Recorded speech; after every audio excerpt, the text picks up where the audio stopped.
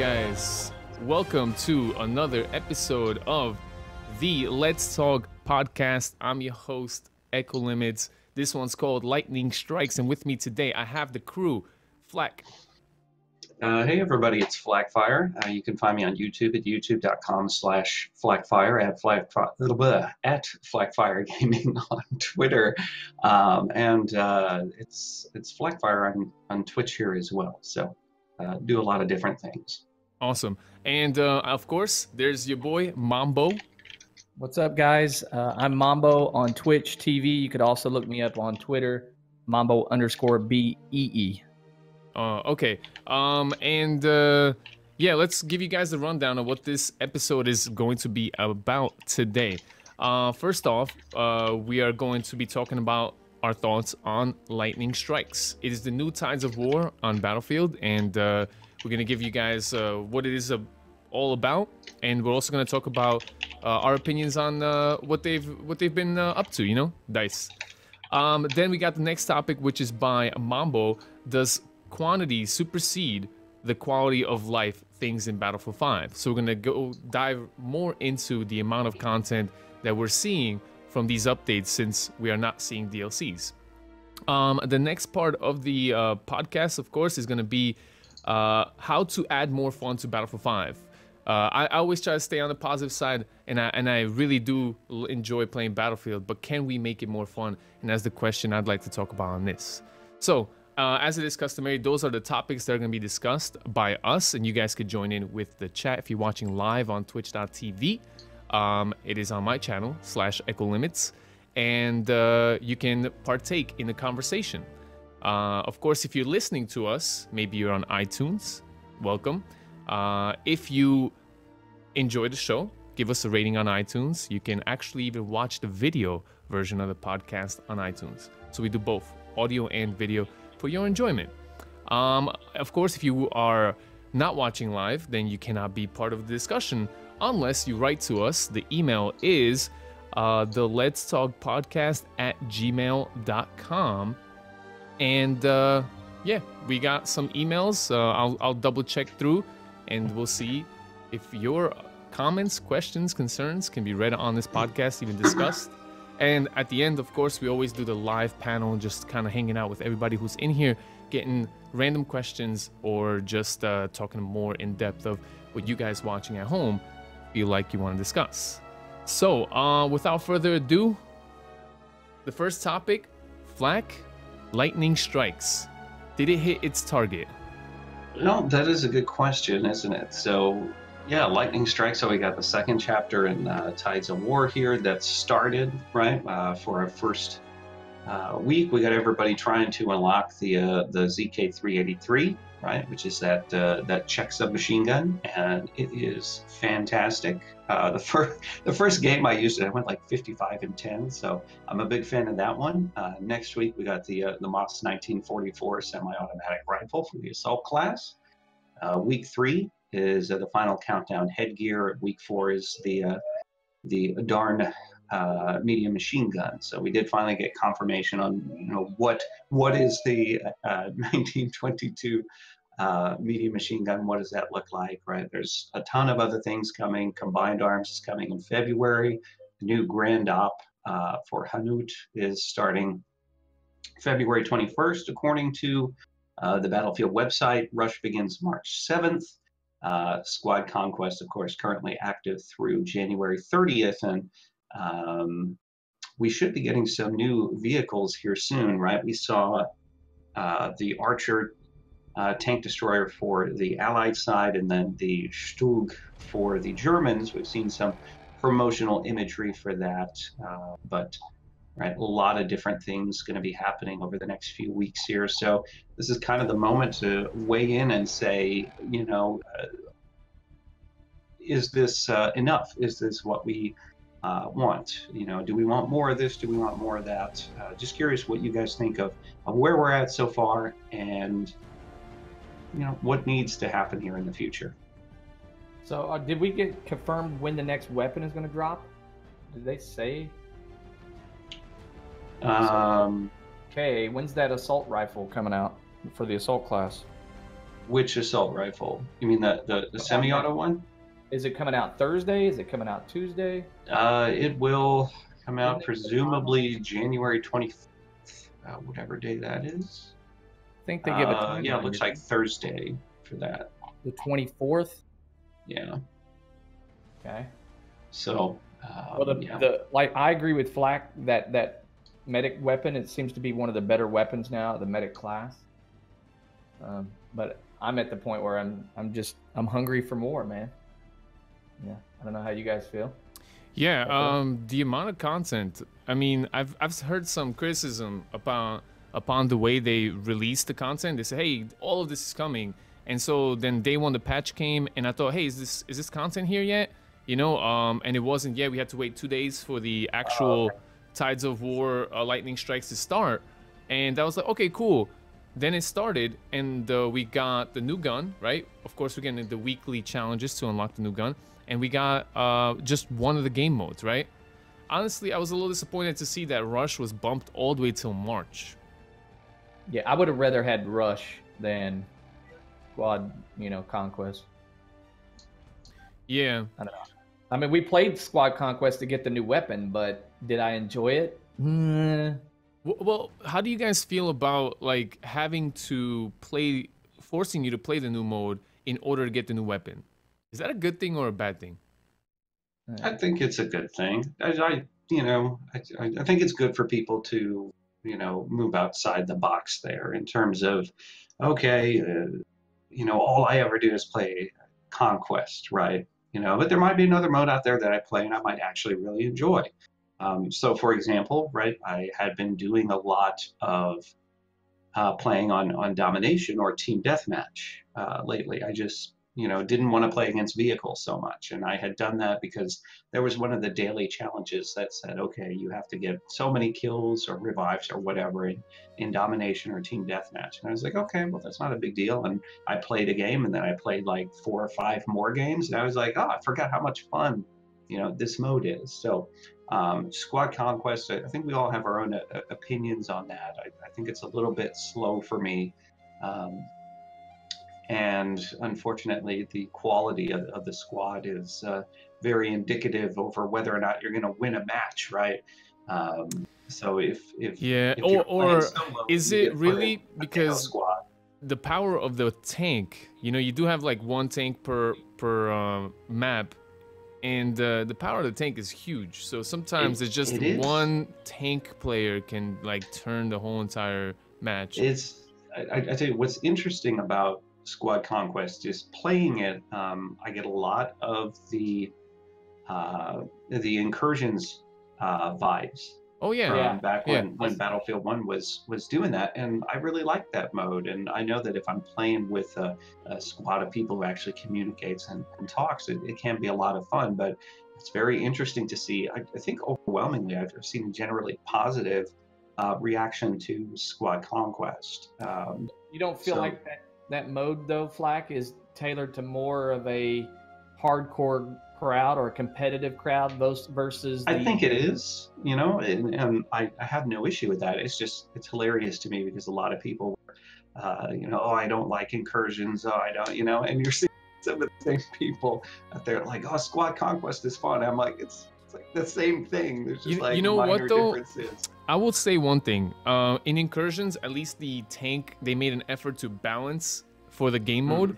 I feel like, why does DICE even put an AA tank, which is, correct me if I'm wrong, anti-air tank in a game mode where there's absolutely no planes? So then I came across the unfortunate luck of seeing a guy hop into an AA tank with the shotgun shells just sniping people across the map. Because it's that accurate, you know what I mean? And it's a one-shot kill at like insane ranges. So the whole thing is busted. And I really feel like they missed the mark on that balance there by allowing an anti-air tank into an infantry / 1 tank game mode. There should have just been tanks. Yeah, I agree with you on that. You don't need an AA tank in an infantry map. Yeah, so if I was to say to DICE's feedback, maybe the AA tank needs to be removed from there. I would have rather see like transport vehicles only, but you know, maybe a light tank, not the heavy tank. You know what I mean? The big one that takes a lot of Panzerfaust. I don't know. Yeah, there is. I think the problem that I've been seeing in squad conquest is once your team starts to lose, half the team would just quit. Yeah. So then I did not see that. It's a washout. Then it's 4 versus 8, and you're getting pinned in your spawn. Yeah, right? And that's a problem, and I think the matchmaking system isn't up to that yet. Because I had several games like that where it was me and like 3 other people against 8 people, and it's like, what am I going to do at that point? And it's like the game just winds down before they add more people into that game, which is unfortunate because then nobody's really having fun. I was playing games where I wound up literally just by myself. It was me versus 8 people, and it's like, hey, I think the trailers. I tried, That's crazy. I've never seen a server empty out like that. But it's one of those game modes where it's like the competence of your team is magnified. Like if you have an incompetent team, you leave in that game mode, and there's fewer people that can kind of take up the slack there. Where if you're doing 32v32 in Conquest, and my team is down by 4 guys, I can kind of make up some of that. When it's just me against, if it's 4 on 8, it's a lot more difficult to make up for that.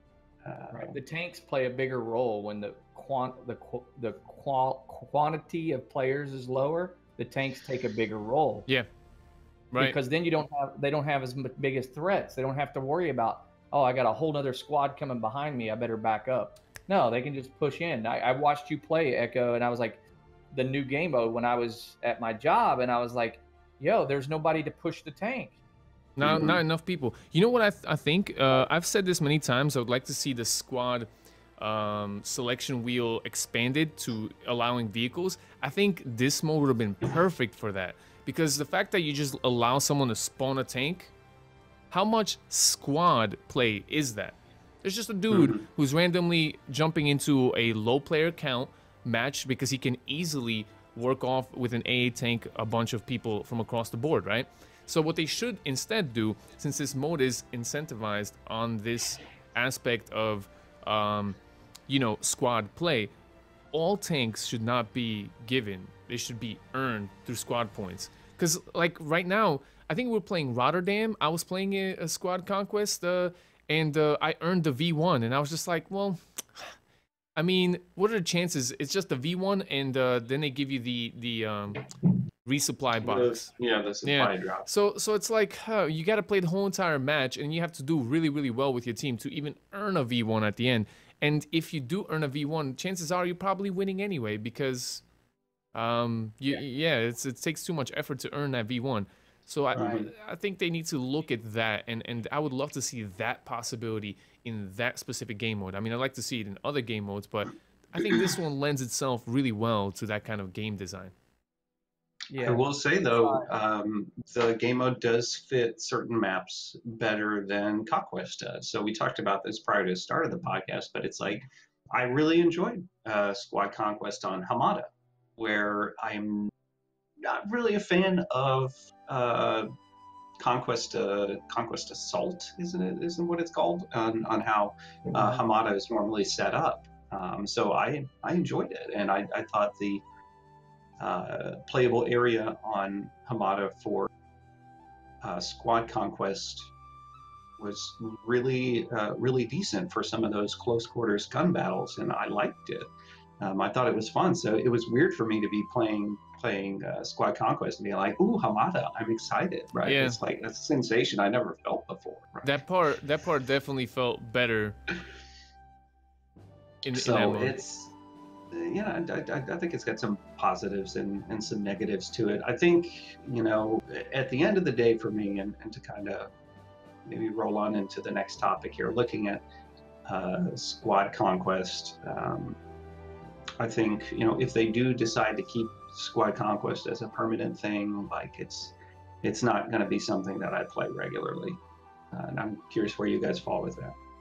I'm glad you answered that. You asked that question because to me, you know, I've seen some dice developers, you know, just talking the people who actually develop modes and maps, just talking on the internet, and I gotta say, I think the success of a game mode or the success of a map is, do people play it after the nuance of it being new? You know, we're all forced to play this mode, and I don't know, I asked you about that, and I kind of don't like the fact that we're forced to play these modes to unlock the new weapons and stuff. I'd rather just enjoy the mode for what it is than having to do like certain, like, oh, revive 10 of my teammates. So instead of me playing the map and the mode, I'm now looking behind my teammate waiting for them to die, you know? In general, I would just like to see how many people would actually play it, because I don't think I will. Yeah. It's not for me. I'll be playing it. No. It's interesting because you're talking about that conversation on Twitter, right? And I think I was involved with that. And they were like, "What game modes would you like?" And I'm like, "Blood money. Put blood money back in the game." Yeah, you said with gold bars or something, right? Yeah, with gold bars, because there's a whole historical bit with the Dutch, and I just think that would be a really cool thing. But you know, I think blood money was one of the best modes in Hardline, and I think it was a lot of fun, and I think it you know, it would appease a lot of people who remember that mode from Hardline, and I think it would be something that other people maybe who haven't played it before might enjoy doing. So, Mambo, you're probably the only person in 2019 who owns a Hardline T-shirt. Hey, I own a Battlefield Hardline T-shirt, man. If you guys are listening to this podcast and you don't see this video feed or on YouTube watching it, you're missing out. I'm agreeing with you on that, Flak. When I seen your comment to Jeff Braddock regarding Bloodline, I was like, yes, please speak louder, Flak. Preach on, brother. And I mean that game actually had some interesting modes in it. So you had that one, and you had what was the driving mode one? Where you could get on the couch. Oh, I didn't like Hotwire. Yeah, Hotwire was the other one. Not for me. One I did actually like, but it's something it just wouldn't with the vehicles in Battlefield 5. But you look at Blood Money. Blood Money, I think would work.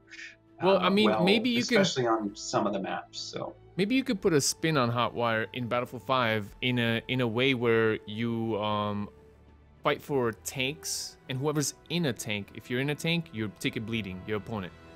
So it makes the tanks a big target. At the same time, you're in a tank, so you should be a little safe. But so it's not about driving around. It's about just who has the most time in a tank. Yeah. Plus the deaths, you know, ticket bleed. Yeah. I don't know. Any other things that we have discussing about lightning strikes, guys? I think a big thing here is, you know, at the beginning of the topic we talked about, like, is this enough? You know, is it what people expect? And, you know, I've been monitoring Twitter a lot, been monitoring YouTube comments a lot, and there is a very clear consensus that we need maps. We desperately need maps, you know, and I think a lot of people are realizing here that, you know, having things to do doesn't necessarily make it entertaining or interesting. You know, I am a big fan of how they are doing these challenges with Tides of War. Like I talked about that before, it is fun and interesting. But you know, if you want to make it so people spend more time in the game, you're going to have to do more than just, hey, log on every day, play for half an hour. At that point, it's becoming a chore, and it's becoming a chore, and it's not really enjoyable. You know, we had Panzerstorm, which, you know, is kind of a polarizing map here. So it's like we need something else. We need more maps, and especially when you're looking at Battlefield as a franchise, how things have gone in the past.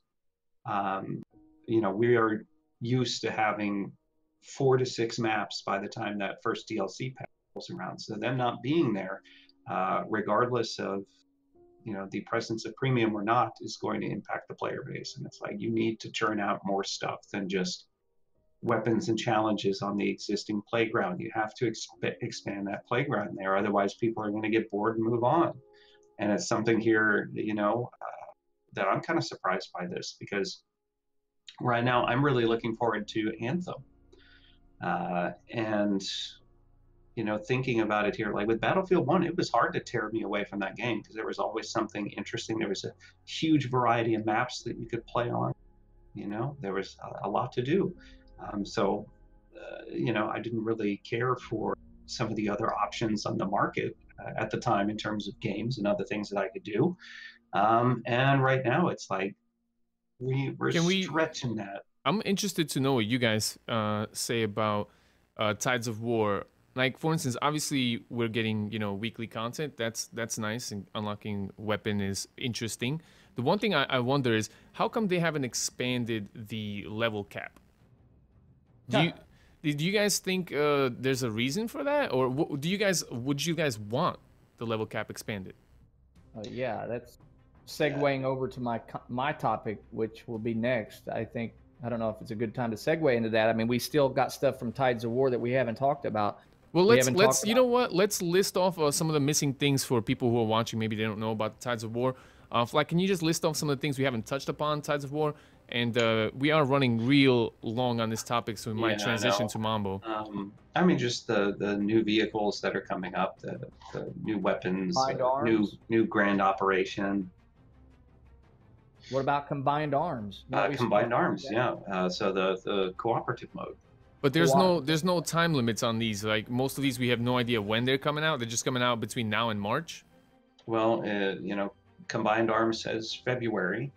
Russ says March 7th to March 20th. And the grand operation starts February 21st. Okay. All right. So we have some new content that we can look forward to in Battlefield 5's Tides of War. And then after that, obviously in March, we're going to have a Battle Royale. So who knows what that's going to be like. We did see a trailer with a tractor that everyone got excited about. I don't know how your homies are going to hop on the back of a tractor while you're driving, because it didn't seem like it had a lot of space for like 4 players. But there was a squad of 4 guys. They saw a tractor and they fired it up. It was kind of cool. I mean, you jump on the wheels and you just run like this at the same speed as the wheels. So it's like that spinning log thing, Yeah. You do that maneuver? I don't know. That's pretty interesting. All right, so Mambo, your topic. Of course, this is kind of tying into the lightning strikes, but it is, does quantity supersede the quality of life? Things about 5. Take it away, Mambo. Yeah, we're sitting here talking about Tides of War, and we're talking about, increasing the level cap. If we think back to past Battlefields, we think about what kind of launch did the games have. We're now 3 months in after Battlefield 5, and we've seen 1 new map. Yeah. We haven't seen an increase in the level cap. So for me, one of the main things that keeps me driving is knowing that I'm going to be able to unlock certain things and increase my rank in the game. I'm always been a fan to totally unlimited level caps, but not the whole community feels that way. I think level cap should be all the way up to like 1,000. But does quality of life, does the quantity of things to do supersede how good the game runs? I know in Battlefield 4, Battlefield 3, we had a ton of stuff to do, but the game was running horrible. But it's almost like I look back at it and I think, did it bother me as much knowing I had a lot of things to do? And I think that helps kind of keep the player base going. If they have a lot of things to do, then they have less time to get on Twitter and talk about how bad the game's running if they're always playing for something to do in the game. I don't know how you guys feel about that. I think, in some ways, certainly that might be, I don't know if the effect is intended, but it's certainly something that's happening. But I would agree with you in a lot of ways that the game is not where it needs to be in terms of how it's running. I mean, it's the game came out after the delayed November, right? Is when it came out. So it's been a couple months, and company coin still doesn't work. I've got the new medic weapon and I can't level it up because I don't Yeah. have enough company coin to do it. But they're working on that and they're fixing all that stuff. But I'm more Right. interested into seeing like the quantity discussion there. Like, I don't know if I'm maybe in a minority here, but it seems like a lot of the stuff that is in Battlefield 5 is old game design. You know, actual like things developed or ideas created way back in the day. Is really leveling up important anymore? You know what I mean? Well, I think it comes down to how you build that progression system. And I think in some ways, yeah, the progression system is a little bit old, but I think Mambo is kind of on there with this point there where it's like it's giving you stuff to do. Where if Well, you I look at think other games, I think the whole Tides of War. Hold on, let me just get this in. I think the whole Tides of War leveling up is a great idea. That's a new game design. You know, you have a season and you have a season rank. But do we need a regular rank to facilitate that? Maybe we don't even need that. We could just go from season to season to season. You know what I mean? So you start off fresh and you have this new feeling of like, oh man, new season, new me. I'm gonna hit the battlefield going hard. You know, or just a little different because overall ranks, you know, once you reach level 50, I mean, it's just like, does that even need to be publicized? Because I imagine a game scenario where, you know, some new guy buys the game like 6-8 months down the line, hops in the server and sees a whole mess of level 150s, and he's like level 1. He's like, oh my god, what did I get myself into? You know what I mean? So why even publicize these level 50s? Like, why even have that? It should just be your rank is your rank. Like, that's it. You know, you see games nowadays, I don't know, maybe Fortnite or something, they don't publicize their rank. You're just playing some dude on the internet. And that rank is like private for others, for you own self to see. Do they even have a overall rank in Fortnite? No, right? They only have the season. Because it really doesn't matter. It's an old game design, and the reason that they had ranks back in the days because they level gated content. But now, Right, well, like that's what I'm Flak talking said, about. they don't do that anymore. Everything is company coin. So what's the point of leveling up anymore and leveling up guns? And I don't know. yeah. Well, They gotta fit it in somehow. I, Unlock I, a certain rank. Something. I think it's you know, there's another takeaway from that it's very confusing because it's like you level up your character, right? Your overall level. You level up your class, so the class has its own level. You level up weapons, which have their own level, and now you've got another level that you're leveling up in Tides of War. So you got like 4 different levels there, and it's like they don't, you know, it's confusing what doing any of those things do. Like apparently you earn some company coin from leveling up some of those things, but it's like it's never been clear. It's never been explained that okay, this is how the leveling system works. Like You know if what you I think? I think it's we asked for progression, and they were like, "You guys want progression? Here's progression." you 5 You know, different ways to 4 progress the progressions, thing. and it's like, why do we have all this? Well, look at some of the other games out there. Like a lot of people really liked Hardline, for example, its progression system, where it's like you earned XP and that got translated into money, and then you spent that money in the game. And it's like, okay, I unlocked this gun because I bought it with the money that I earned in game, and it was really simple. You know, you didn't have as much to distract you, right? Because it's like you could just Hardline was unlock still one level gun. gated though, Flak. You couldn't unlock, Yeah. you couldn't buy certain items if you weren't a certain level with your gun or your character. So like if you wanted to just get straight to the M16, you couldn't do that, even if you had the money. You still had to be level 30 or something. Well, and it's still less complicated than the current system. Yeah.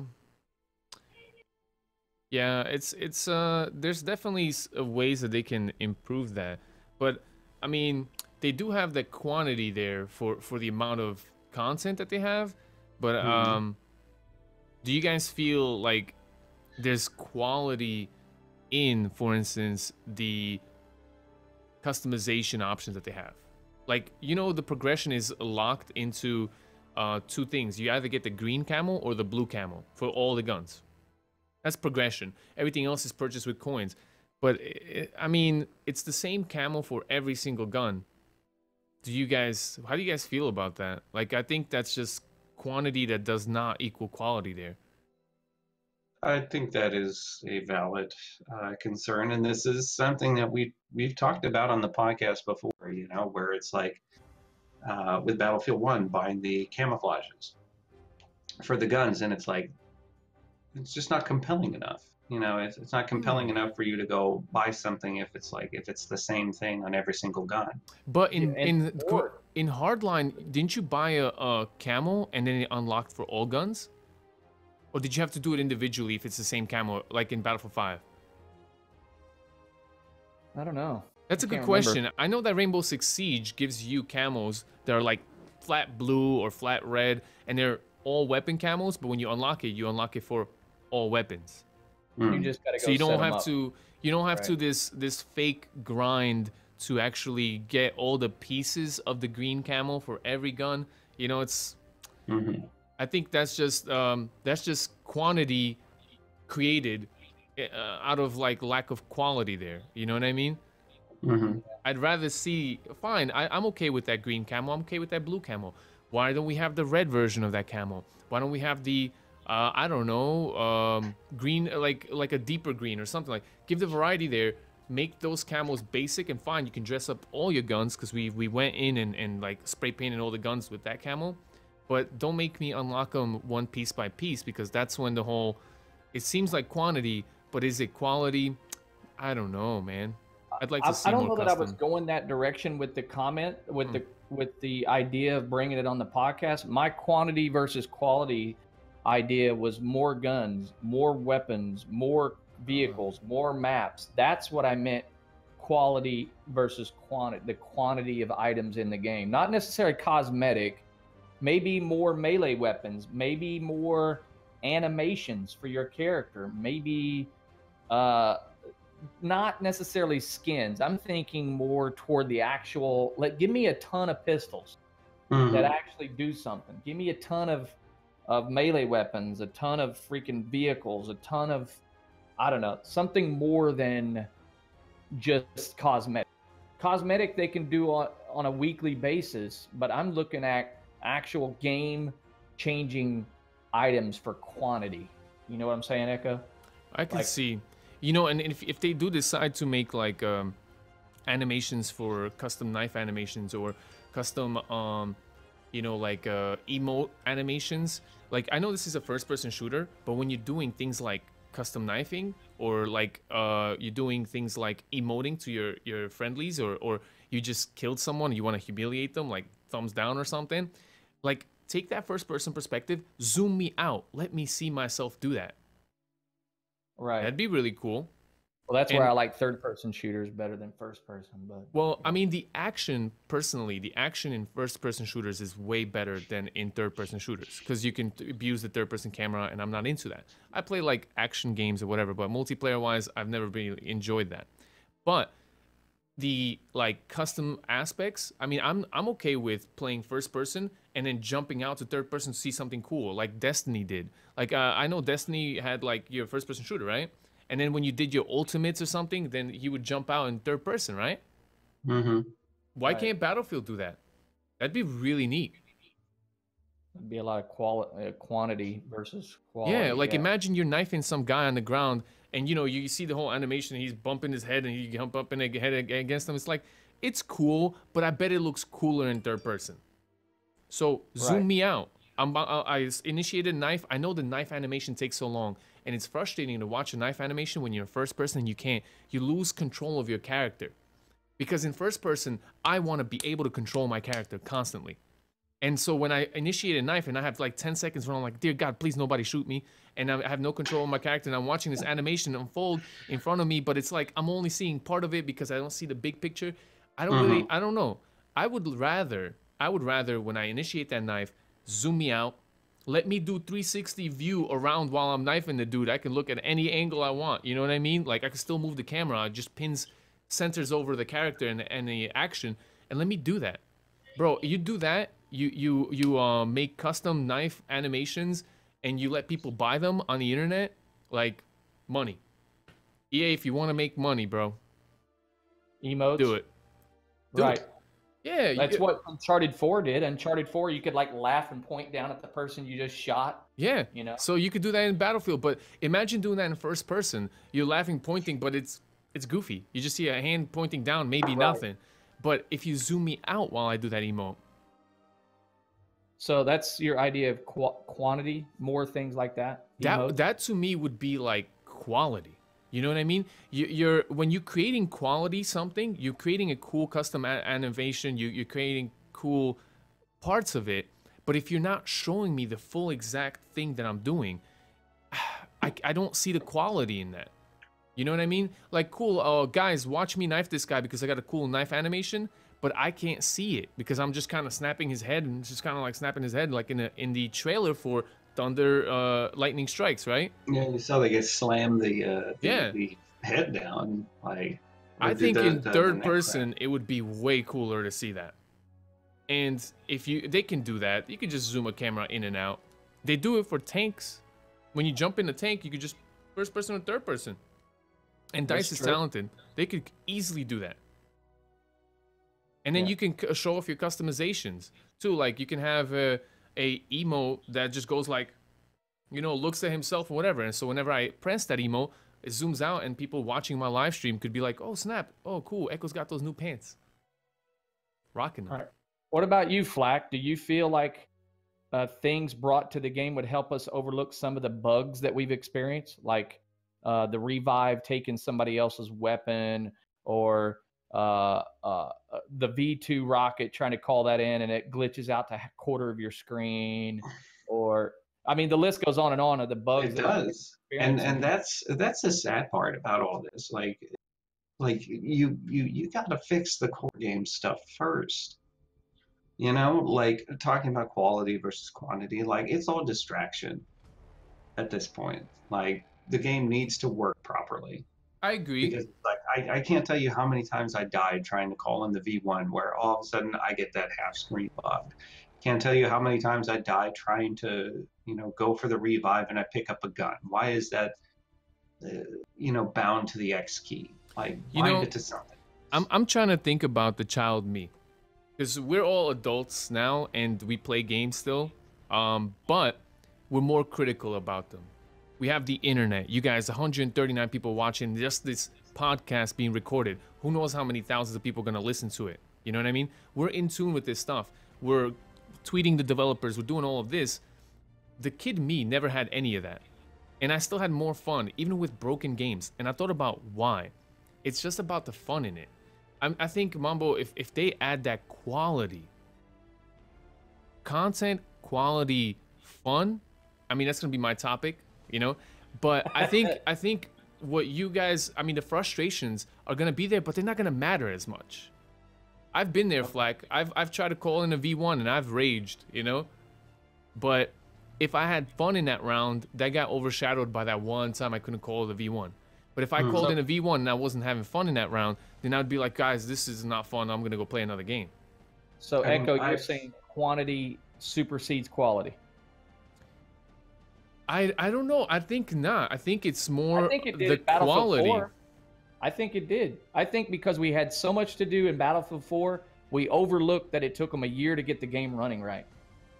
Yeah, but there was quality maps there. There were quality guns there. But there was a lot of stuff, and we don't have as much. It helped us overlook all those bugs that we had in Battlefield 4. I mean, this is very, very difficult to kind of just drop down because we can be talking about quality of, you know, maps. You can be talking about quantity of maps. You can be talking about a lot of that.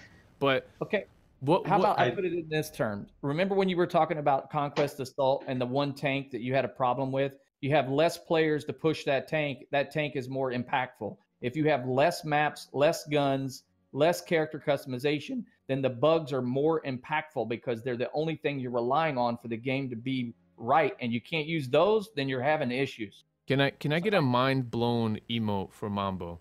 This is why we made that emote, Mambo. It was the last podcast that took a picture of you and made that emote, bro. You guys gotta check this guy's emote on Twitch. It's hilarious. Bro, that's so right. That's so right. It's when you don't have a lot of content and you have a little bit of that bad content, it just puts the focus on it. So with Battlefield 4, maybe that's why everyone's like, yo, that Battlefield was the greatest. It's my second most highest rated Battlefield in my opinion. I don't know where you guys hold it, Battlefield 4. But honestly, yeah, man, maybe you're right. The amount of just stuff that's in a game will overshadow it. Yeah. What about that one weapon that you could use across all classes? You don't get that in Battlefield 5. You don't have one carbine that can be used in a medic, can be used in a sniper, can be used in a... We did in Hardline. We did in Battlefield 4. We had a weapon we could use across all classes. We haven't seen that. It's quantity. We need more, you know? We definitely do. I think there should be two different things. This Tides of War comes with a weekly unlock assignment. I did that junk in what, 4 hours, 3 hours tops? Yeah. There are a lot of players who play a very long time, play every night with their best friend, you know, with their friends on the internet. They need more. They need more.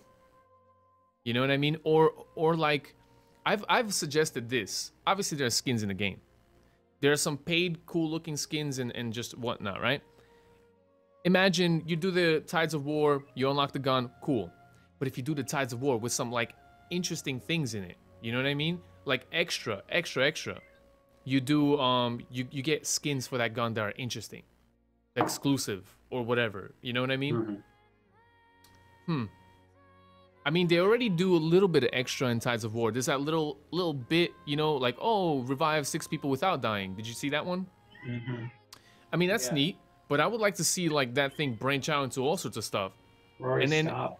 and you get, like, something cool for it, you know? Maybe, I don't know, a medal on your customization or something that shows off that you did some extra in that whole thing.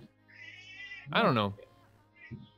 I just feel like quantity sometimes helps supersede quality of life issues that we're seeing. I can guarantee you in today's world, if we went back to 2013, where we had Battlefield that was buggy as heck for a whole year, we would have be throwing a fit in today's Twitter universe. Yeah. I mean, it is Reddit different. would have painted the world black. I mean, it is just everything would have been going to Armageddon if we would have had a Battlefield launch like we had during Battlefield 4. I So, mean, this. what is let's be real here for a second, though, Mambo. This is close. This is really, really close. Like, I'm being honest on this. I'm not happy with the state of the game right now. Nor It's close. Was I It's close. with it at launch. It is close. Granted, single player worked and saved my progress, so like that was a step up. But some of the other stuff here is. Yo, I played really that single player for Battlefield 4 times, and it 3 times deleted my save. I mean, we are really, really close. And I agree in some ways where if we had more stuff to distract us, things would go a little bit better. Echo's talking about all these skins and all that other kind of stuff, and it's like, for some reason, EA wants you to buy these skins. Regardless, company coin isn't working properly. Wait. I want to say this thing in particular. You have to want to play the game. You have to want to spend serious time in the game before you even think about purchasing skins in the game. Because it's basically an investment. You're saying, okay, I'm into this game, I'm going to play it, and I feel like I could spend some money on something that I'm going to utilize in game quite a bit. Like, if there's nothing to do, you're not going to be spending a lot of time in the game, and that's not going to translate to sales for those skins. So, all right, I have concerns about all that. I think you hit it right on the nail, Flak. You did. And if Mambo, if you're cool with it, let's transition to my topic. Yeah. Because this is the perfect time to bring up what I wanted to talk about, is how to add more fun to Battlefield 5. Because if you don't have things to do that are fun, it doesn't matter that you have the coolest looking skin. It doesn't matter you have the coolest looking emotes. If your game ain't fun, I'm not buying. I don't know about you guys. You know what I mean? Think about what's the least fun game you ever played? Least fun game you ever played? I've once played this game Everyone's Gone to the Rupture. Okay, least fun game I've ever played. Go look at my YouTube video. It's like way in the back over there somewhere. It's unbelievably bad. It's not even a game. I wouldn't buy anything in that game because it was just not fun. And the thing is, Battlefield could be so much fun. I always play with my friends. I have a blast, but they need to add more ways to have fun. And then you take that and you monetize it. Because when people are having fun with your emotes, with your stuff, with the way that you knife somebody, they'll add a little flair of their own, you know, put their personality into it. And that's what people purchase. People purchase their personalities in games. That's why when the whole aspect came out with women in the battlefield, I was like, you guys don't understand what this whole idea is. It's not about gender, I don't know, equality or something. It's really about that.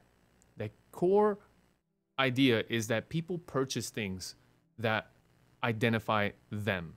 If you're a zany guy in life and you like to do zany things, you buy the pink and black zebra camo in Call of Duty because you want to be zany in your game, you know? It's who you are.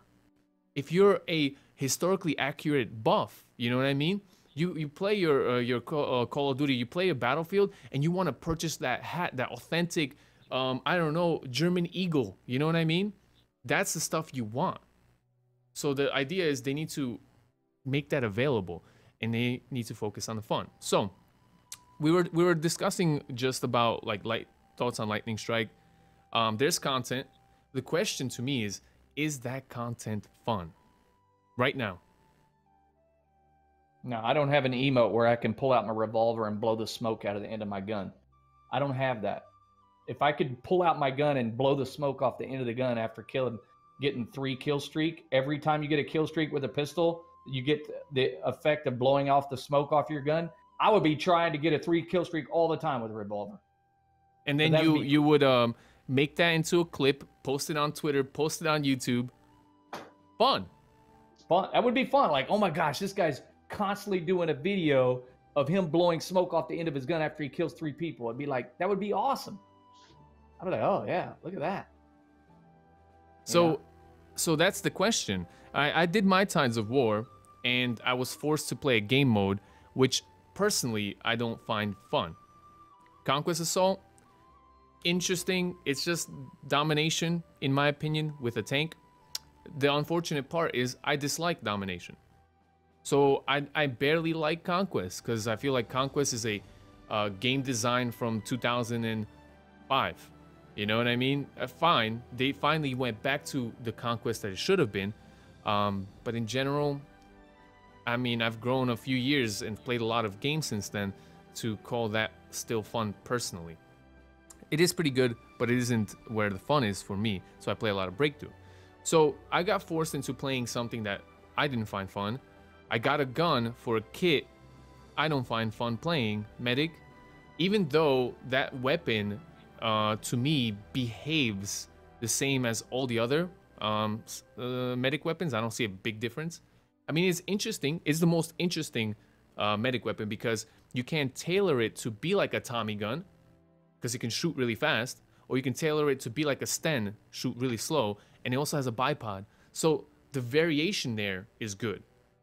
But, you know, like when it comes down to content, since Battlefield tries to spread out its content across a lot of different playstyles, a lot of different people, you find sometimes maybe this week's Tides of War wasn't fun for me. I hope next week's is, you know what I mean? Mm-hmm. Right. So how can DICE like build fun into their game, you know?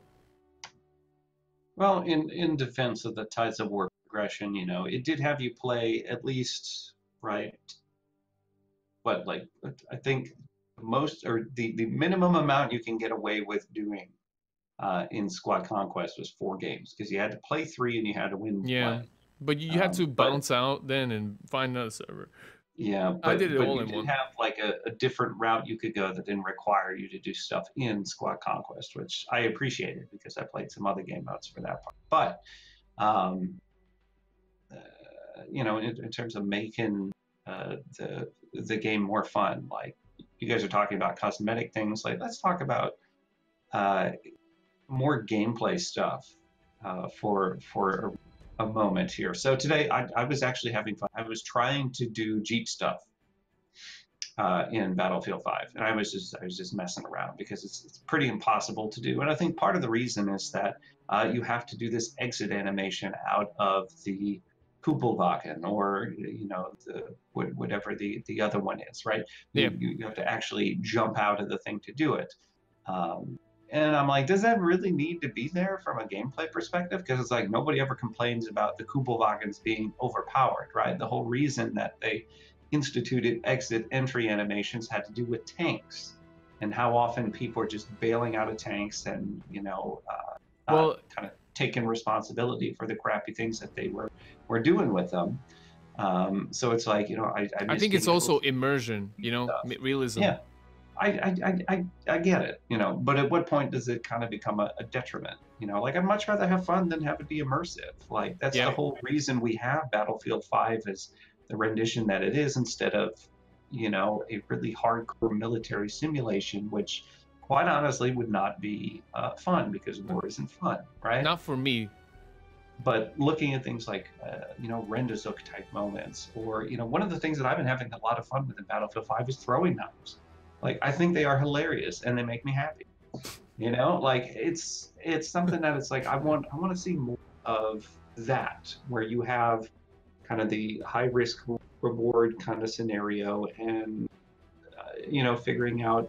So let's talk about that, because I actually thought about that when I was thinking about like fun on the battlefield, and there's some animations that just need to be sped up. Speed them up. Let the play be faster. Getting out of a tank, half that speed. Right now it takes X amount, 2 seconds, make it 1 second. Sure, it'll look really fast like he's getting out, but you would imagine in that situation, you're about to get blown up in a tank. You're not gonna be like, let me make sure I check my keys and make sure the key's the right one, Like, no, you get out. So you like faster animations. That would be more fun. I do find that every time you lose control over your character in an FPS game, first-person shooter, high action, it takes the fun out of the game. So if you're going to use these exit animations and you're going to use these things, speed them up. That whole, I grabbed the ledge and then I'm like wrestling up because I skipped arm day or something, you know what I mean? That takes like half the game to do that animation. You're like, dude, Flak, we were in Germany. And we told them, we said, look guys, speed the animation up. It's not fun. No one likes to see they're hanging and they're kind of moving. Because you're in first person mode, you want full control of where you're shooting. Now, the only way that would excuse that mode is if you're doing these things. Imagine you're in a tank, third person view, and you decide to get out. Rather than being in first person view, getting out, what if you were in third person view, climbing out? So you can kind of see yourself climbing out, and then once you're out, zoom in first person, you have full control of your character. I think DICE needs to play into that a lot more. Take this third person aspect, because you get to kind of see all these animations. Right now, it's just frustrating because you're just seeing your hands doing something. But if you fully see the animation, you at least see the fun of it, because you're looking at your character doing something really uniquely animated and well animated. Because you look at Battlefield, it has some amazing animations, man. I think this is an interesting point to kind of pivot on that. But, everybody talks about how the TTK is so fast in this game. Like, everything about Battlefield 5 is really, really fast. Right? Except the animations. Except the animations. Like, I go to revive somebody as a medic, and it still feels like it takes all day. Yeah. Right. There's like an input lag on that. Have you ever tried to cancel a revive, Flak? Yeah. Mm-hmm. You can't get out of the revive. It's like, nope, I'm reviving you all the way through. I can't cancel the animation, so you end up getting shot by somebody. But it's just interesting because it's like it tears you out of the immersion of something. Like if I wind up behind a group of enemies that I have flanked, and my choices are, do I knife them or do I shoot them? I shoot them all the time. I miss just being able to move on to the next one. Yeah. And you just that is a good point. And the it's like, knife. Now I get one. It takes like 5 seconds to get through the animation, and of course I get shot before I can do anything else. So. Yeah, so the alternative is to just gun them all down, and it's, I mean, that's fun too, but it's like.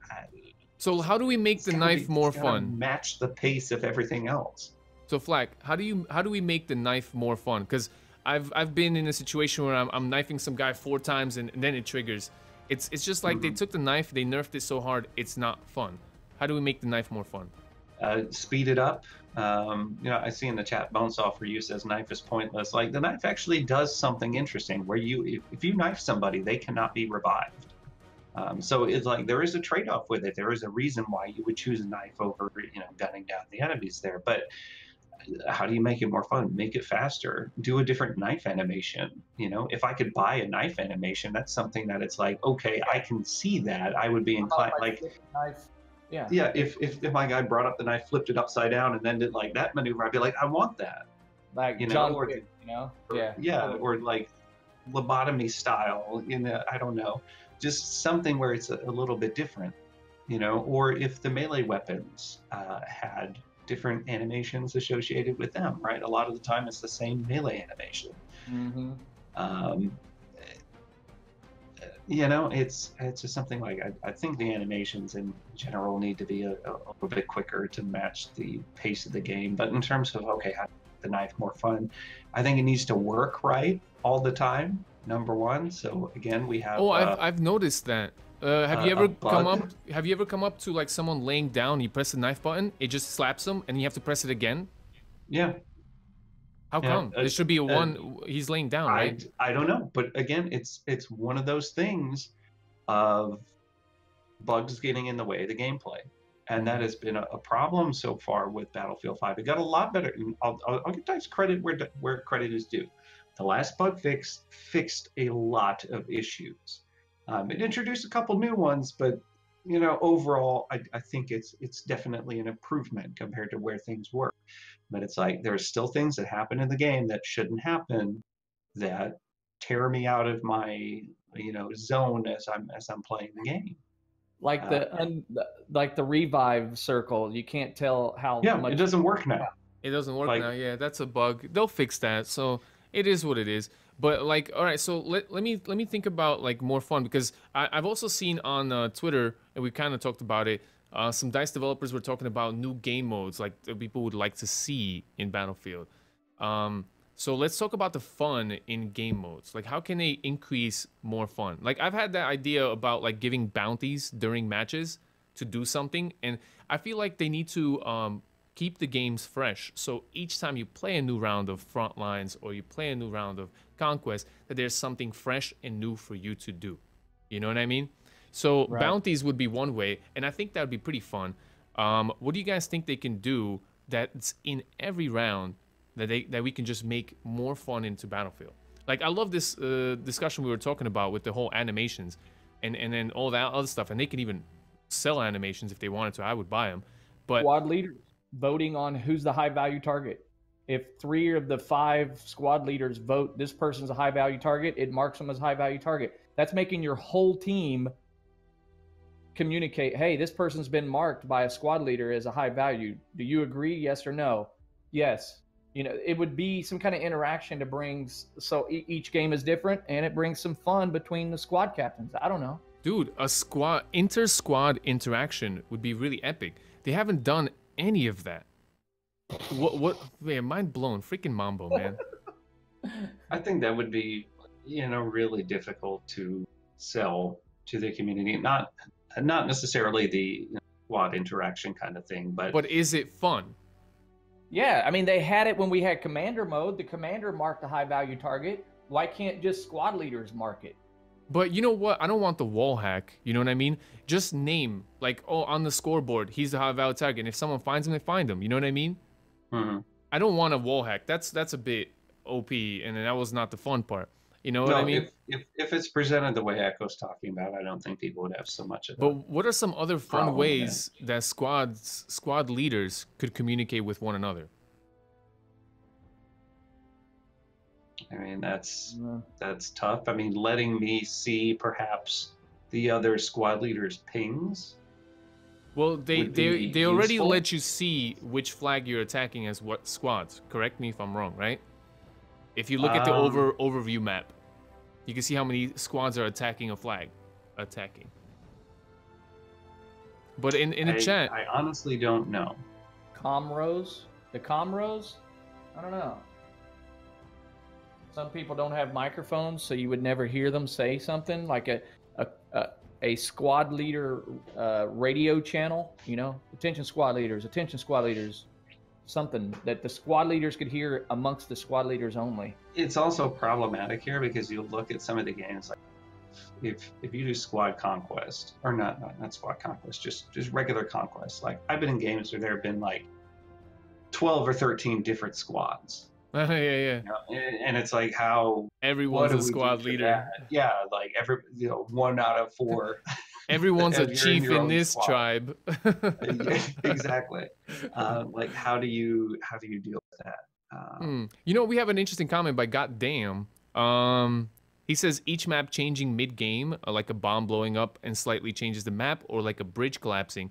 That reminds me of Levolution. Yeah. Was it fun? I loved Levolution, and I don't care what other people say. I liked it too. I only like Levolution on Siege of Shanghai. That's the only place I really like Levolution. I love anything, and this maybe this will factor into it here. I love anything in a game where somebody can interact with it in the game and change the map. So, yeah, so you look at the bollards on Siege of Shanghai, where you could raise those, and in order to drive past them with the tank, you had to get out and turn the bollards off, and they would go down, and you get back in the tank, and then keep going. Like anything like that, where you can interact with it and use it. So, for example, I was really happy when they put in the Livens projectors in Battlefield 1. Yeah, that was cool. It's just like you could actually use that to attack another objective if you were smart enough and you knew how it. Do you remember the tower in the border of what's that? It was a Battlefield 3 map they brought back, and it was a tower, and it had like in the basement a button you press and the tower would just go blowing up. It was like Battlefield 3 Caspian border. There you go. Oh, okay, yeah, that was cool. Like Levolution. Blew down the tower. Yeah. Right. Imagine if we could blow up the bridge on Twisted Steel, and that whole bridge is now on the swamp level. That would be so cool. Like now we can all attack the bridge, not just somebody that owns the bridge. Yeah, so Levolution, maybe that was fun, and maybe I do miss it, but only on one or two maps, not on every map. Just do it where it makes impact on the map. Like Siege of Shanghai made a huge impact on how you played the map. Yeah, but even the what was the railroad one? Gaumont Railway. And there you had the IED bombs, and those are kind of fun. And sometimes a tank would be passing by, you're like, yeah. Well, and that's what I'm talking about, like finding ways to make things more fun. I think that's one of them. I think fortifications do that quite a bit with Battlefield 5. I think fortifications is an underrated system in Battlefield 5. No, fortifications is awesome. That is pretty fun. Fortifications are good on breakthrough. They're not good on conquest, because then you got to come back and fight your fortification again, which makes not if you're smart about where you build them, Mambo. Yeah, right. Mambo, you're also not thinking like a winner, man. You don't lose. You don't lose positions. You build fortifications so you can hold them. You know what I mean? No, but you don't hold in conquest. You go to the next one. No, you're a Zerg rusher. Yeah. Well, that's an interesting conversation on just adding fun to Battlefield, guys. I do think that they can do a lot more. We've discussed even things in the past about like a better knife system. I look back at my favorite Battlefield of all time, Battlefield Bad Company 1, and I thought about it. I was like, Echo, why in the world did you have so much fun? And I realized I used to go around chasing people with the knife. You know what I mean? And then I had a list of everyone I knifed, and that to me was personally fun. You know, I knew the time, day, and month, whatever, and how many times I knifed the guy, you know? And I would try to knife the greatest people in the game, you know, from the leaderboards. So bringing back leaderboards, I think that's fun.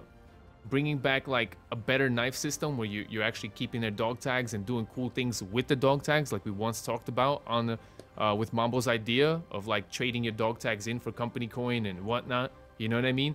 That makes the economy of the game fun, because there's a game economy. Right now, the game economy sucks. I don't even know how many shipments yet. What's this shipments button for blank space? Bro, you got to get Amazon Prime before you get shipments. You know what I Is mean? that what it is? You gotta be a Prime member? Yeah. Listen, Don't forget, you can sub for free if you have Twitch Prime. right. Here's the funny part about it is, those are things that were fun. You know what I mean? And they could bring those fun things back. It seems like there's a lot of things that used to be in Battlefield games that were generally fun, and they just kind of minus them, and I don't know why. Well, here's something, like, I just had this idea pop in my head because it goes into what I'm talking about, where like things were fun like this. Talking about the bollards, like, but what if you were an aerodrome and you can open the hangar doors from the outside and from the inside? Just throw something like that in there where it's just like, okay, you guys take over the hangar, you close the doors because you don't want them to get in. Right, but they can open them from the outside. So it's like if you're the team attacking from the outside, you can go around, or you can try and get up to the front where the door controls are. You can open a big rail. You can yeah, open. Yeah. Oh. I mean, just little interactive things like that. I mean, that stuff makes it fun for me. Flak, the mind blown. That is cool, because he's right. I mean, there's no way to interact with maps in Battlefield 5. And maybe, and it's also something that's like when you interact with the map, and it's one of the reasons I like fortifications. When you interact with the map, you develop a personal relationship with it, right? You're no longer just playing the game. Like now you're in it, right? Because you're physically doing things and changing the nature of the map, and that's what fortifications do to a large extent. So that's one of the reasons why if people like spectate me on Xbox and like all I do for the entirety of a match is just run around and build things. Like I'm having fun with it. Like that to me is fun. So what about Hardline when you hit somebody with the sledgehammer? That was so fun. Like wow, I'm hammering somebody to death. What about in Battlefield 4, the needle, when you poke somebody with a needle syringe? We don't get the needle syringe in Battlefield 5. I want to poke somebody with a HIV-infected needle. You know what I mean? Something crazy that's fun. Another example here in Hardline, you could shoot the chandelier. Chandelier would fall, and if you timed it right, you could kill somebody with it. Oh yeah. Like there was quite a bit of that kind of stuff where you could close certain doors or lock the gates on something, or close the bank vault, or like do all of these other things. Just little things like that. You know what I miss? Yeah. I miss explosives being actually explosive. I know that explosive spam is a bad thing in Battlefield, but they went and nerfed it so hard that you can shoot a Panzerfaust at a building and it does not even crumble it. Have you seen that before? Is this after the patch? Because they confirmed that there's a problem with the Panzerfaust after the patch. Even before, like sometimes it would be a building straight up second floor, and I'm not even shooting at the window because I know the guy's in there. I just want to shoot a rocket so I can open it up and then I can like shoot a guy. But I shoot at the, I don't know, wall. Panzerfaust once, nothing. Panzerfaust second time, then it breaks. And this happens all the time with the Panzerfaust. Like, Battlefield's always had the fun part about it is that you can destroy environments. And there are some weird instances where I feel like this Battlefield is not that good. Even there's a bunch of things like, what you might call it, fortifications with the sandbags, right? If you shoot a Panzerfaust over there, it only partially destroys the sandbags. It's kind of like, bro, it's explosive. I don't know, man. You know? Right. Remember Grand Bazaar, Battlefield 3, where if you shot in the alleyway, the building above, the building would actually fall down on the guys in the alley that's holding the alleyway? That would be a great example of blowing up the building on the Charlie flag on Rotterdam, and it falls on the people that are below, and if they're there, they get hurt. That stuff like that you're talking about, Echo, would be great on Battlefield 5 as shooting the building and the building falls on the guys. If they're below camping, laying on their bellies, and you shoot the building above because you know they're hiding behind a low wall, it kills them. So it makes them make a decision. Do I want to lay here? I got a building above me that could fall on me if they shoot it, or do I need to get up and push the flag? That was fun. That give you interaction with the map, like Flak is talking about, and it also brought, action with the map toward the players as well. So Yeah, I think they missed an opportunity of taking advantage of having the Panzerfaust or the Piet launcher destroy buildings, and those buildings fall on the players that's below. They do it if you're in a house, but they don't necessarily do it on some of the urban maps like Rotterdam or Devastation, where they could easily have the building fall on the players below, you know? Yeah, I mean, lately I've just been concerned about the fun aspect in Battlefield 5, you know? Like, just because when you have a map that doesn't work well for a game mode, even if you enjoy game modes like Breakthrough for me, when I play Hamada on Breakthrough, I'm like, I want to quit. You know what I mean? Or I play it on, I don't like Twisted Steel. That's a different side. But that just makes me remember, like, how come in Battlefield 4, I played 3,000 hours? You know, like, and then I realized, oh wait, we had a rent-a-server program where I literally ixnayed the bad maps and constantly played the good maps over and over. Like, I can play Araz in Battlefield 5 freaking 4 times in a row and not complain. I'd be like, yeah, Araz again, guys. That's awesome. Let's go, you know? Good map. I think rent-a-server program would increase fun as well. Yeah. I think it would, again, because you can... about having more control over certain things and like figuring out what you like, what other people like, and just doing that. It wasn't you know, even like I would play 24/7 Rotterdam. Like I don't care. I love that map. That idea has been in Battlefield for ages. The 24/7 blank maps. I can play 24/7 Silk Road, and I don't even like Conquest, but I can play that map 5 times in a row. Silk Road on Battlefield 4 Conquest. There was a bunch of servers that were 24/7. In Battlefield 3, I hated Battlefield 3, but there was 24/7 Metro servers, and that was where I was at. You know what I mean? Rush, 24/7 Metro.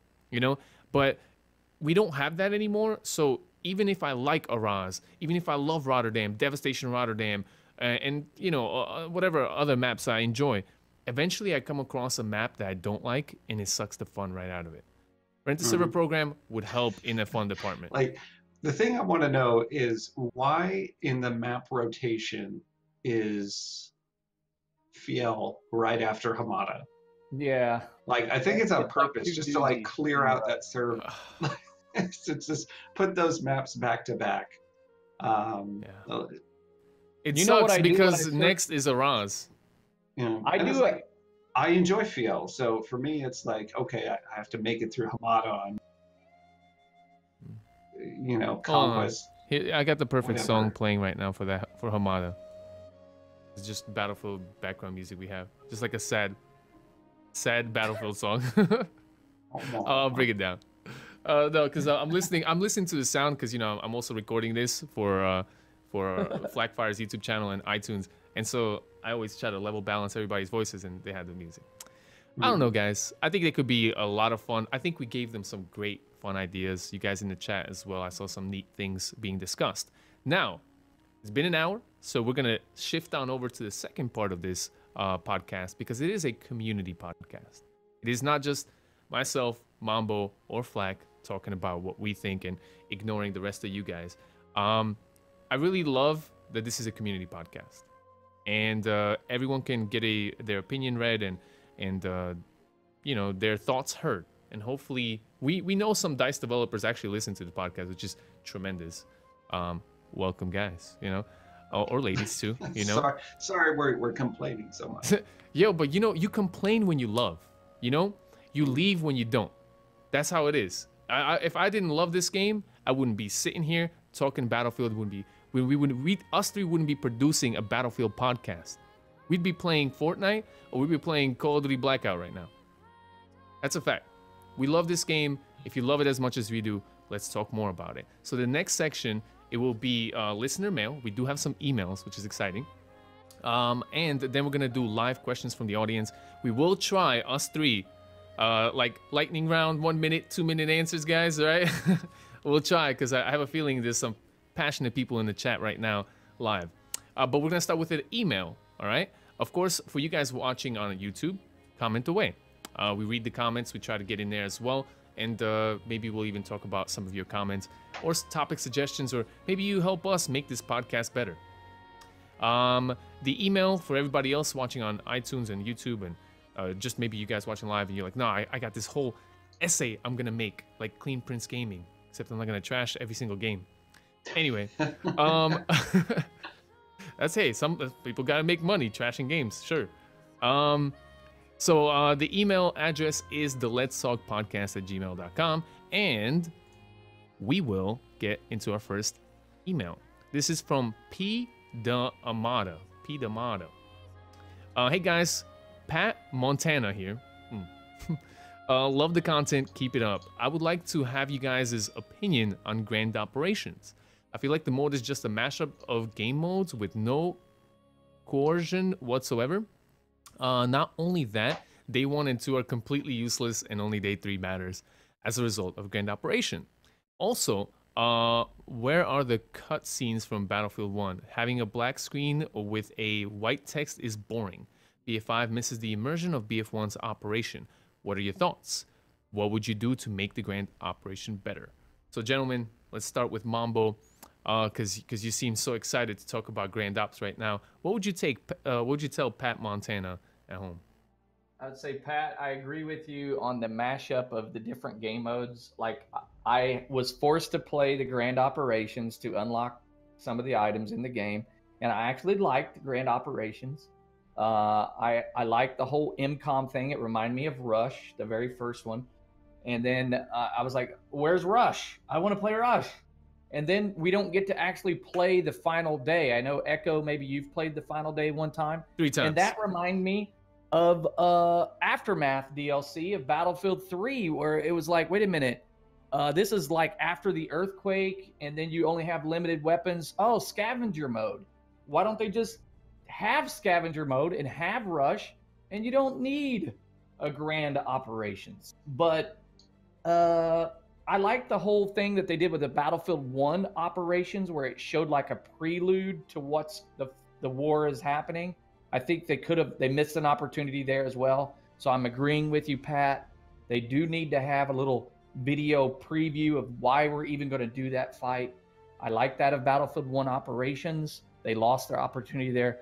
I'm 100% agreeing with you, Pat Montana. Cool. Flak, what do you think?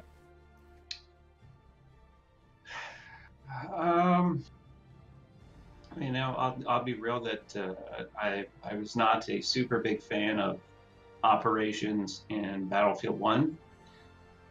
Grand Ops, I really do not play. Partially because, to me, every Grand Operation I'm in throws me on the attacking side at the worst possible time and puts me on the defending side at the worst possible time, or at least that's how I feel about it. So it's just a grind fest, and it's not really enjoyable for me. So I mean, if I had something to say about what they can do to improve it, I think better map design. Interesting. All right, so Pat, I'm going to take a stab at it because Grand Ops is my second most played mode. Breakthrough is my first, because I was a fan of operations in Battlefield 1. First of all, what I would do to fix the mode, I would have never called it Grand Operations. That should have been called Breakthrough, and the Breakthrough should have been called Operations, so you wouldn't get the confusion of Battlefield 1 players being like, wait, there's no more Operations? Why did they change it? No, Operations exists in Battlefield 5. It's called Breakthrough. Yes, confusing. All right. But how would I fix it? There's no reason to have 2 days on the first map. Absolutely. There's no reason. I would ixnay the second day. Totally out. Right. Because I hate like that we blew up the 4 things and then I have to come back in the same area. We just took this area from you guys. How did you guys get it back? And why am I jumping out again or something? It's just, no. Minus that, gone, right? Second thing. And it's also with that second day, and I'll throw this in there, is that it feels like, especially if you really stomp the enemy team, it's like you still technically lose, and it's like, oh, we still have to fall back, and it's like, but why? Because like they didn't blow up a single objective, but we still have to fall back anyway. Right. Can I get a why though? Really? What is the reasoning behind this? Ixnay that second day, 100%. Go straight to the third day, which so it'll just be like a 2-day operation thing. And Yeah, and when it comes to attacking and defending, I do find that because there's 4 operations in an even number, you do get stuck, like Flak said. You get stuck attacking the worst ones and defending the worst ones. That's called the rotation, you know? So then you can leave the server, come back to another server, and hopefully get into the other side where you're defending Hamada, you know what I mean? And then you're attacking, like, all the other fun ones, you know? So I would like to see them have an odd number of operations, so that would change the rotation up so you can stay in one server for like 6 hours and just be like, oh cool, I tasted a little bit of everything. If not, they need to figure out how to make it faster and attack and defend, you know, go between attack and defend. But that might be a lot, I don't know, because you play the same maps over and over too much. I think they should just have an odd number of operations, which they are adding a new operation, which is cool. And this way the rotations would be fixed. What would I say to fix it? I mean, I like the fact that they have a party mode. I do think this is a party mode because they try to just put a bunch of different things, get people playing it. I think that's okay to do. But yeah, that second day needs to be gone.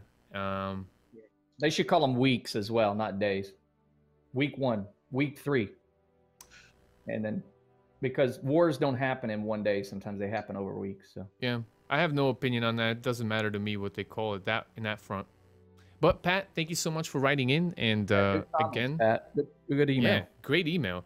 Again, it was pretty awesome. We do have one more email, guys. Then we're gonna get to the live listener section. This one's from William. Hey guys, thanks for the great show. Now that Battlefield 5 is released and been so for a while, how do you feel about air-to-ground balance? Or ground-to-air balance, for that matter? Also, there's a lot of accusations going around, and a few videos have surfaced on YouTube showing very questionable gameplay. Have you noticed anything suspicious? Has DICE implemented an anti-cheat service? BF1, you'd get a notification saying 43 players have been banned for the last 24 hours. Stay frosty. William from Norway wrote in. Awesome, William. Great question. So let's start with Flak this time. Flak, just in general, how do you feel about air-to-ground balance and balance from ground to air? I think you really need to see a buff from the amount of damage that your typical handheld weapons do against aircraft. I mean, because right now it's garbage. It's only 100%. Yeah, it is right? garbage, and it's like you have weapons like the VGO, for example, has like a specialization where it's like double the amount of damage you do against aircraft, and it's like, well, if I'm still only going to get 5 damage on the airplane as it flies over, why the heck would I pick that anyway? I mean, and it's also like there's nothing that you can do against aircraft that, well, not with regular weapons, right? Like as it is right now, and you would like to see an increase. Yeah, I feel like that's one thing. I think the Stuka, since the most recent patch, is really overpowered. The one with the Bordkanone on it. That one is way OP. I am not sure why they thought that buffing it that much made a lot of sense. Because it's like literally it just destroys tanks. Everything else in the air. It destroys tanks too. It does, and the thing is, like, the British have no counter to that. Like they're like you just like I've seen since the nobody has flown any other aircraft except for the Stuka with the Bordkanone. Dude, the air-to-air balance is a whole different conversation, guys. It is a whole different conversation. And I mean, you know, other things, you know, I think that the anti-aircraft weapons, you know, either in terms of the ground ones or the anti-aircraft tanks are a bit underpowered against aircraft. But that's something, it's like, okay, you know, there should be some skill level stuff going there, but it's still a little bit weak in my opinion. Are you talking about the actual tanks or the ones that are seating, you can tow slash? Both, because like on field, I can shoot somebody for like 20 and they're still just flying around with nothing going on with them at all. And that's frustrating, you know, because as somebody who plays infantry a lot, you know, if you play vehicles a lot, you want to feel like, okay, if I'm skilled enough, I should be able to take down this guy in one go. Do you think it's so weak that even when you see a vehicle in the air, you don't even care to jump into that seat because you know you're not going to do anything? Yeah, no, 100%. I just look at it like the planes are flying all over. I'm never going to actually shoot these guys down, so why would I jump into that? Right. Why All it bother? does is just make me an easy target for enemies to come and kill me. You know, the last time I shot down an aircraft on the ground was when I hit one with a V1. You hit a vehicle with a V1? Yeah. That's ridiculous. It was completely on accident, but no. That is what you meant to do. Yeah, calculated. Sure, we'll go with that. Calculated. But it's like that's literally the last time I shot down wow. an airplane from the ground, and it's like that's a problem.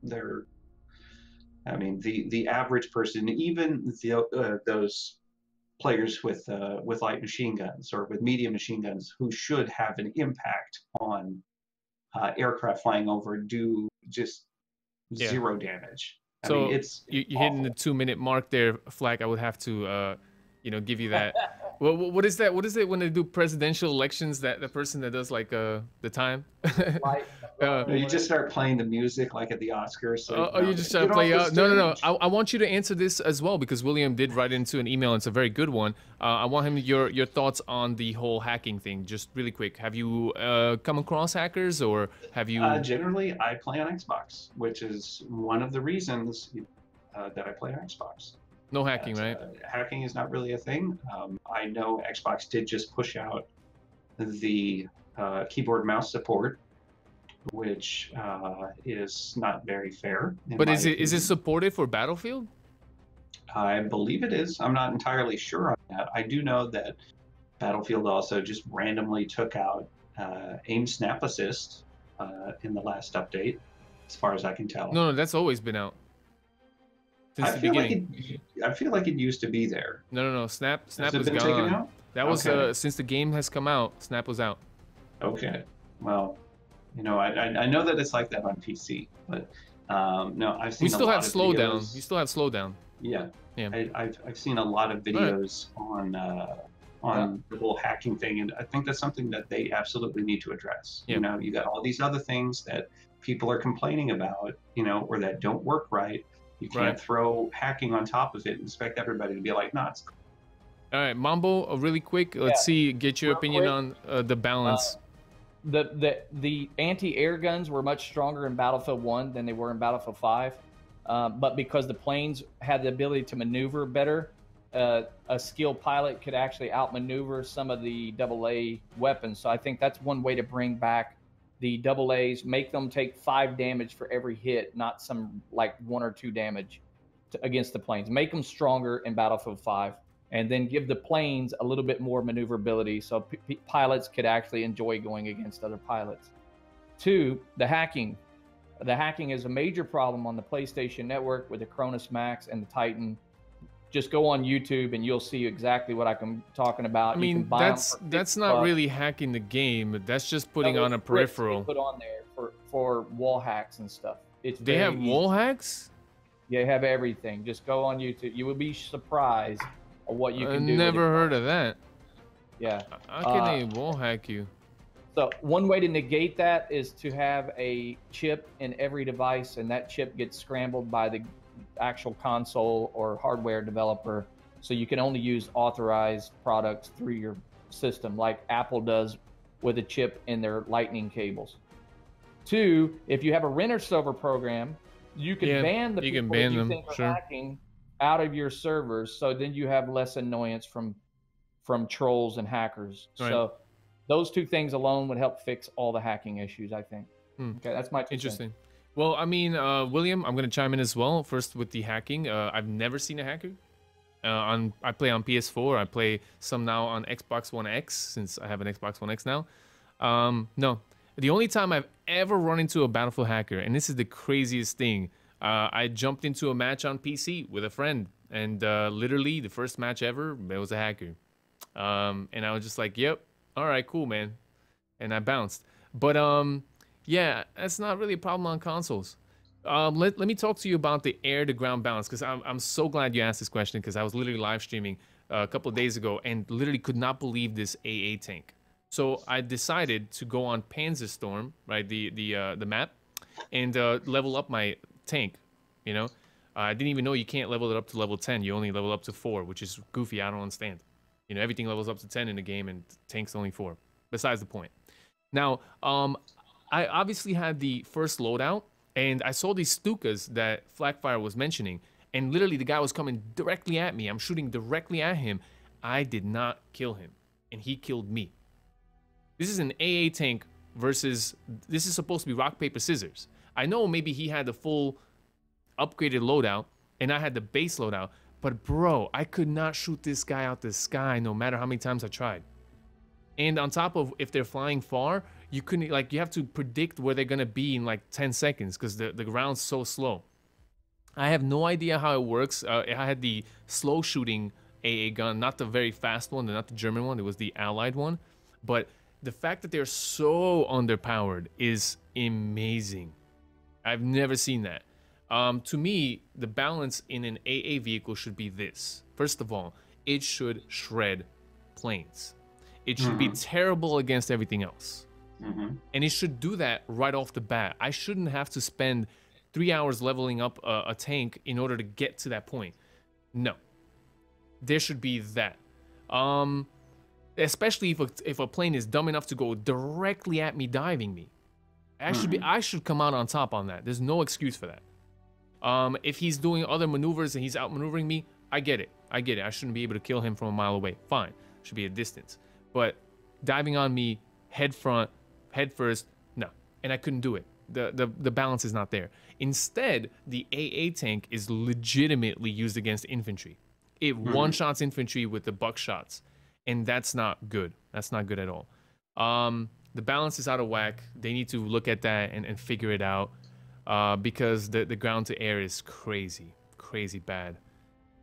So yeah, thank you for writing in. I don't want to go crazy into more on that, but William, appreciate it. The email for everybody else listening is called the Let's Talk Podcast at gmail.com, and we will read off your emails and comments, concerns on the next episode. So now we're going to jump into the live questions in the audience. We have a few minutes, just a few guys, so we're not going to do a lot of questions, unfortunately. There's a ball game on, right? Very soon, Mambo, right? Yep. Yeah, in a few minutes we'll be watching some football, I guess. So, just if you want a question, you can ask any of us at Mambo, at Flakfire, at Echo Limits, or you can ask us at Crew, CREW, and we will get into your question. Hopefully, just really fast answer it, and yeah. So I think we got our first question here. At Echo Limits from Side Slice says, do you think the emphasis of communication and squad play has hurt the game? I only have time to play an hour or so.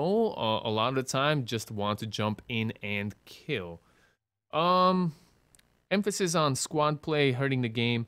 I don't think so. I think Battlefield is still a game you can have fun by yourself. I don't think it's as bad as Rainbow Six Siege or Overwatch. Those games are hard to have fun by yourself. Battlefield, you can jump in and still have it. I like the little emphasis that, you know, you can pick up your squad mates, and staying close to your squad mates is a good idea if you care about your KD and stuff, and you're more effective. I feel like in Battlefield you're more effective as a squad. Okay. We have at Mambo. Are you Mambo_B or Mambo on Twitch? He is Mambo on Twitch, right, Mambo? Yeah. Excuse me, because I literally changed the graphics. Mambo, I changed the graphics. And I had to switch from my Streamlabs OBS to my regular Streamlabs with Stream Elements OBS. And for, you know, I had to change the graphic, but it was already live and I didn't notice. I can't change the graphic while it's live. I would have to shut down the stream and do it again, and I'm just, yeah. Unfortunately. Yeah, he changed his Twitch handle to Mambo. No _B anymore. We have a question from M Hater. It says, at Crew, slow free DLC or quicker paid DLC? What's that is a really good question. Crew, slow free DLC or quicker paid DLC? Which is better? That's a really, really good question. I think EA is still in the process of deciding what the answer to that is. You know, I mean, we look at Battlefield 1, we didn't get really any maps until 6 months after the game came out. We look at where we're at right now. We're 3 months, Yeah. after Battlefield 5 came out. And we look at what we've gotten. I think when we stop and we break it down, I think we've gotten a lot more at this juncture than we have with Battlefield 5 than we have with Battlefield 1. Yeah. And that's still saying something because, I feel like Battlefield 1 really botched their DLC schedule.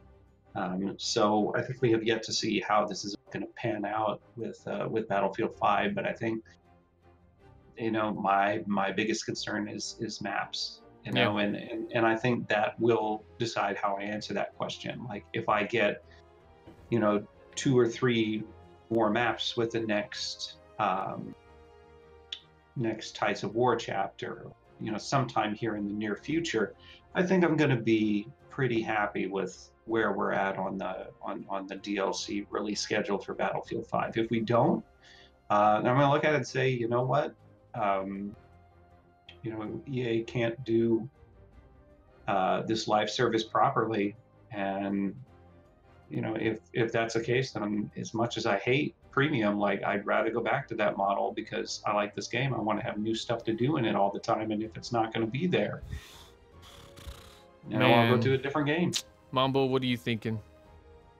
What's better, slow DLC or fast paid DLC?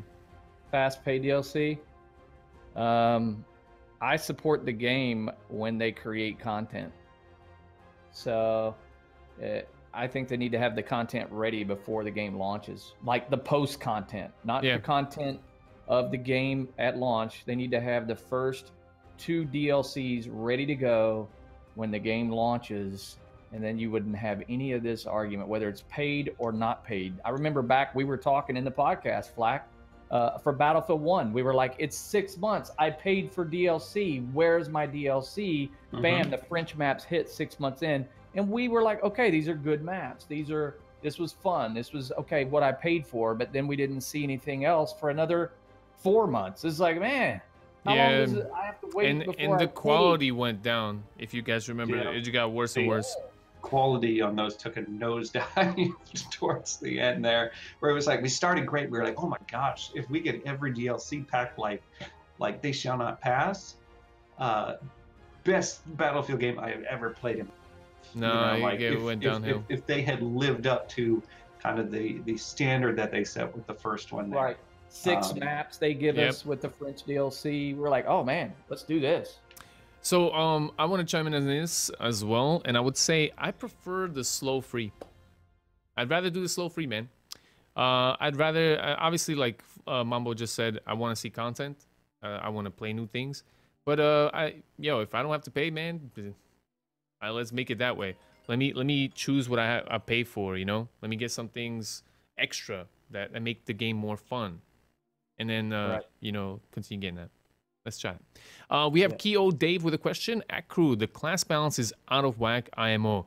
There are 4 classes, have at least 2 different weapon types, but the medic is stuck with SMGs. On top of that, assault gets both of the best gun types, ARs and DMRs. Medic are always important, but in Battlefield 5, their job is harder than ever and got the worst gun to boot. I think the DMRs need a nerfing, and that medic shouldn't be given access to them. Should be given access to them. Thoughts? Let me chime in on this one first, and then we'll go around. I disagree with you, Keo Dave. You have the best ability in Battlefield, which is healing and reviving, and you cannot give them the best guns. The one thing I would make a change is I would have thought that the point of medic was to be very good up close. That's why they were giving us submachine guns. I know that recently they changed the balance of the submachine guns. They made them better at medium range. I would have made the opposite.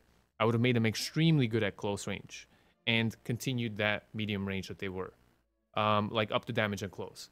And what I would have also done is taken the shotguns away from support and given them to medic, because that would further solidify that medic is intended to be an up close, in your face class. And I don't get why support has that, because support has the MMGs and LMGs, and now a third one, shotguns. And like you said, medic only has one. I don't want to go back to the DMR days of Battlefield 1.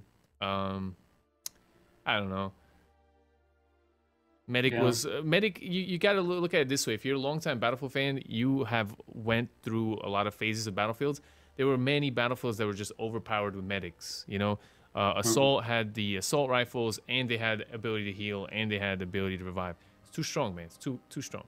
So that's my take. I want to echo what Echo is saying, actually. Specifically, I think medics are right where they need to be in some ways. I think I would agree with, I'd rather see them be less effective at that mid-range and more effective at close range, and like in terms of doing damage. I think that's where that needs to be. But the biggest change for me in terms of what really changed my mind on is the medic where it needs to be right now, is the reduction in recoil for the weapons. Because using a weapon like the Sten, for example, prior to the most recent patch, like it kicked an ungodly amount, at least on console. If you're a PC player, right, you're able to handle recoil a little bit better than those of us are with controllers. And it's like using SMGs after the patch now. I'm like, okay, you know, we're firing pistol rounds here. I shouldn't be seeing, you know, like the gun walk up that much, even without some of the customization specializations on the gun there. So I think it's where it needs to be in that regard, where it's like, if I'm at close range with somebody, I should be able to keep that kind of lasered in on the head of the enemy here. Whereas if they have an assault rifle, yeah, they might be able to drop me quicker because they do more damage, but it should be harder for them to control things. Yeah, medics should be, the SMGs should be stronger up close than assault rifles, than the STG, and then the Ribby roll, for instance. And I see them I'm fine lose. with them overpowering the SMGs at close range. I'm fine with that. Just my biggest concern is, like, you talk about this game, you know, wanting to have like an emphasis on skill. It's like, give me a gun that rewards my ability to aim for somebody's head. You know, if I take time to do that and I line it up, I should kind of benefit from that. And SMGs should stay on target a bit better than some of the guns with the heftier bullets in them. Right. So I'm happy with it now. I think, in my opinion, the medics got the guns that they really should be carrying out in the field. Their idea was to evac people out of danger that have been wounded, or to be carrying medical supplies in, so they couldn't carry big long assault rifles. So I think you should not see a medic carrying an M1 Garand, even though we haven't got that gun in the game yet. I'm just trying to put that out there in terms of, you know, Hacksaw Ridge. You know, he was using no weapons at all, dragging people off a mountain. But I think the medic guns are where they need to be. Although I would make one gun probably belong to the medic class, and that's the M1907. I think that could be taken out of the assault class and maybe made a universal gun through all classes. Something that's not real powerful, but could be a viable option in a medic's hand. So that's why I think about that comment. Interesting. I don't know if I agree. I don't like the idea of universal weapons, but that's a whole discussion on its own. We have another question. Dangerman1337. I'm guessing you Dangerman Lee. Should Battlefield move to a Forza-style release cycle, as that is a Motorsport, Horizon Motorsport back-to-back with two different teams, like Bad Company 3 in 2020, Battlefield 6 in 2022, etc. Dev by two different teams with 4-year cycle. It's almost like the Call of Duty Formula 2, except now they have 3 teams, right? Sledgehammer, Infinity Ward, and what's the third one? I don't know. Yeah, there's a third one. Yeah, Raven. I think it was Raven. No. No. You guys know in the chat. World at War. World at War. Treyarch. There you go. Yeah. Treyarch. All right. Dangerman. I mean, that would be the smart thing to do. I would like, and they tried that with Visceral making Hardline. It didn't pan out, but I think Hardline was flawed in its not in its design, but it was more about its setting. The setting wasn't right, man. You know what I mean? You can't put Mario. I don't know. You know, you can't put Mario in the real world and be like, yo, Mario. You can't have 32 you know? bank robbers. Yeah, it just doesn't work. You know, just. Here's my take on that. I think that would be good if you had that. Yeah. In terms of studios, you know, developing things on different cycles and whatnot. I think we are seeing I think if we look at Battlefield 5 and the problems we associate with it, it is a symptom of a problem. And that problem relates to not specifically DICE, but EA in general, where you have a lot of games that are in development at the same time. And I think that it's causing a lot of cascading issues through their system of development. So you look at DICE Sweden, for example, had to dev Star Wars Battlefront 2 and Battlefield 5. And then they had to go back and fix the progression system with Star Wars Battlefront 2. And I'm sure pulling devs off of Battlefield 5, which is the assumption, right, to put them back on Star Wars Battlefront 2 impacted the development cycle for that game, and that kind of put us where we're at right now. And then looking at DICE LA, like what is DICE LA doing? I don't specifically know, but you know there are a number of other developers under the EA umbrella that are working on a lot of different games. EA right now has the Star Wars license. They're trying to do that. They're trying to do Titanfall. You know, Respawn is working on another Titanfall game, I assume. Plus, they've got their own Star Wars game. They're making a Star Wars game. Yeah, and so I think you're just trying to do so much with just not enough. And I think that's a big problem. I think that's where we're at with that. So yeah, Danger Man. Yeah, Battlefield 5 post-launch content is made by DICE Stockholm, which is I think a great thing because the team that makes the game should be the one that supports the game. You know, yeah, but it's a good question. I mean, ideally you would like to see that, and ideally you would like it to work. I don't see a reason why they can't have a team that makes Bad Company games and a team that makes Battlefield mainline games. I don't see a reason why they can't be doing that. But as Flak, I think the biggest takeaway here is I'd like to see them usually like give more time to these development teams. Yeah, a lot of these bugs. Yeah, a lot of these things. Equip them properly. You know, in terms of like, okay, DICE Sweden, just going to work on Battlefield. That should be the only thing that they do is just that. Just let them focus on that. Because I mean, you like mentally, it's got to be really difficult for people if you tear them out of one project and throw them on another, and you just keep shuffling them all over the place. Like things fall through the cracks, stuff doesn't get done right. You have other kinds of issues that crop up, and you're like, oh, we didn't have time to fix that, so we did this.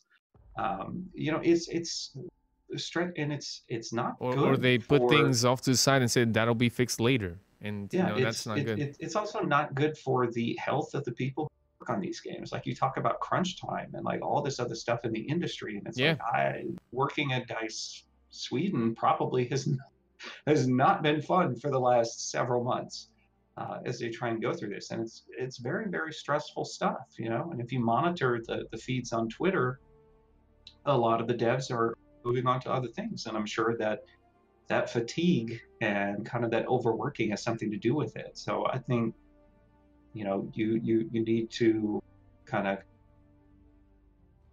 take a compromise here and say, okay, this studio is just going to do this, that studio is just going to do this, right? And it works for other franchises. Other franchises have been able to do this. Yeah, look at the Sony studios. God of War, they worked on it for like 4 years, 5 years. Yep. Red Dead Redemption, they worked on it for like 4 years. That's it. That's all they worked on. Yeah. There's a reason that those games came out as good as they did. And they're Game of the Year material. Yep. Yeah, as much as I think Game of the Year is, you know, God of War deserves it, but yeah, Red Dead, I mean, you can tell that game is polished. The game has got a lot of stuff in it. The story, yes, I totally agree. And a lot of that comes down to the publisher.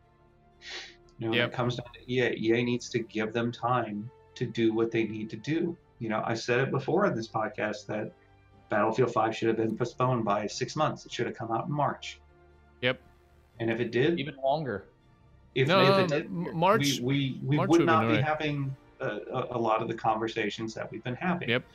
But they made the decision, we're going to put it out before Christmas with the intent of selling it. And I mean, let's be like, you definitely know the state of a game go out to sell it. So Yeah.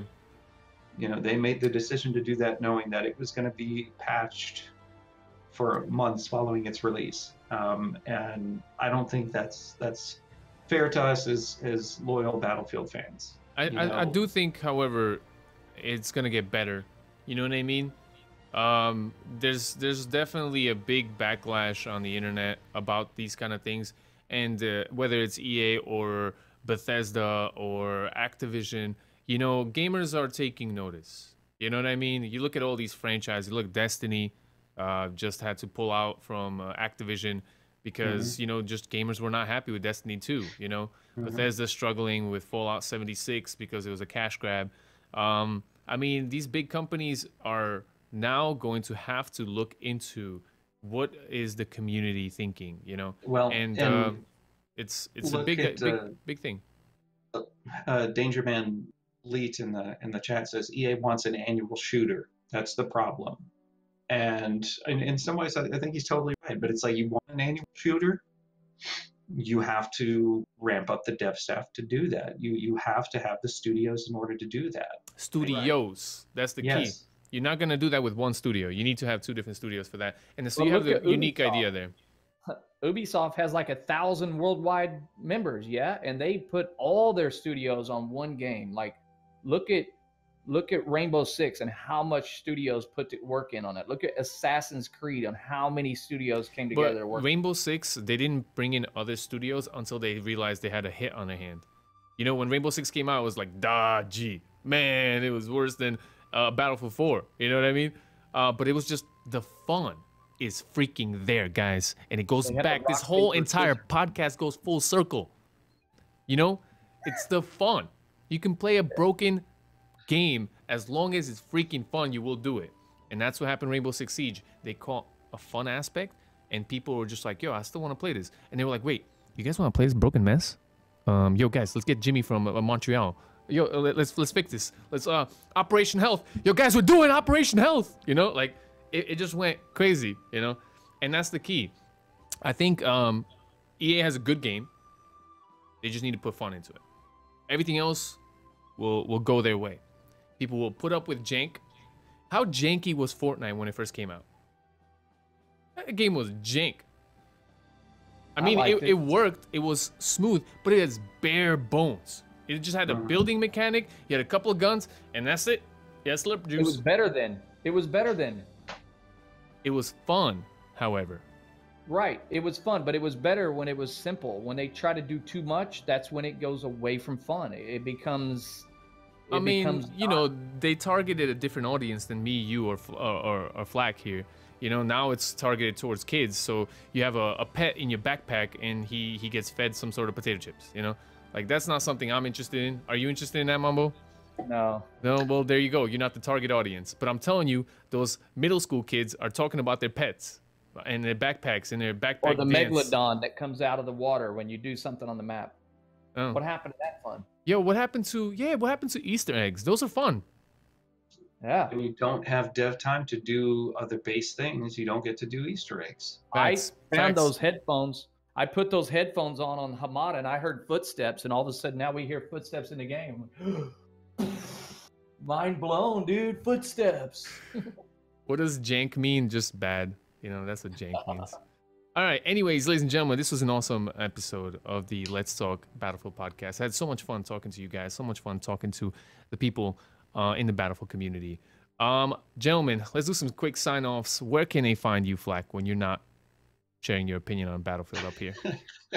When I'm not cutting down Battlefield on the podcast, you can find me on YouTube at youtube.com/Flakfire Gaming, at Flakfire Gaming on Twitter, twitch.tv/Flakfire as well. So all over the place. Have an Instagram too. You can We just punch in my name and find that. I'm not sure I share very interesting things on there, but I would love to talk Battlefield with you on any of those platforms. And of course, I play on Xbox as well. Cool. So you can always look for me on there. This guy is way too modest, guys, because I say this every single podcast episode, but this man's Twitter is so lit when it comes to Battlefield. I look at the memes you make. You just made that Homer Simpson, like going back into the bushes, and it was like the sanitator and then the thing, you know what I mean? It was so funny. I mean, this guy, like, the memes are so shareable. I need to start retweeting more often. When the Battlefield Twitter account started posting memes, I got so many notifications. They were like, dude, did you take over Battlefield Twitter account? I was like, no, not yet, but we'll see. Yo, you should, because I think you do an awesome job. You have so many funny things going on. And not to mention the YouTube videos you just put out recently, the ones the real life Battlefield, only in Battlefield moments in World War II. Awesome content, guys. Mambo. Yeah, guys, if you're just now tuning in, I'm one of your co-hosts, Mambo, no longer known as Mambo_B. Please make a note of that. Change your shortcuts for your Twitch viewers to be just Mambo. And making moves in the 2019. No, it's not even shortcuts. It's more like what is that? What is that? A homepage on your Google? Like your homepage is Mambo's. Everybody go in there. Go to your grandma's computer homepage. Change it to Mambo. You know she doesn't know how to change it. You know she no longer will see the Google page. It'll just be Mambo. She'll be like, "What happened, Grandma? I think you got a virus, but I don't know how to take it off. So you got to watch Mambo." Boom. That's it. That's all you need to know. Making big moves in 2019. We got merch coming out. We got all kinds of stuff. That's awesome. 2019, look for Mambo on Twitch TV. And you could also message me direct on Twitter at Mambo_BEE. So if you want to check me out on Twitter, Twitter won't allow me to change my name, folks. Sorry. Yo, listen, when you get that Twitter verified, they'll do it. Oh, okay. That's you know what I mean? That's when they'll be like, well, we'll change it to the official Mambo. Right. All right. Or you can do the Donald Trump thing where it's called the real Mambo B. Mambo, the real Mambo. You know how they did that instead of taking their names, so they're like the real Mambo. Right. All right. And I was your host, Echo Limits, EKOLIMITS. Find me on everything, pretty much spelled Echo Limits. But yeah, I'm on Twitter all the time as well. Not as fresh as Flak with the memes, but I do throw my opinion around when it comes to Battlefield or just general gaming fun stuff. Watch my Twitch streams and come hang out. It was awesome. This episode was dope. I gotta say thank you all for watching. Have a great time until the next time we sit down and talk to you guys. We'll see you on that Battlefield quite soon. Thank you for watching.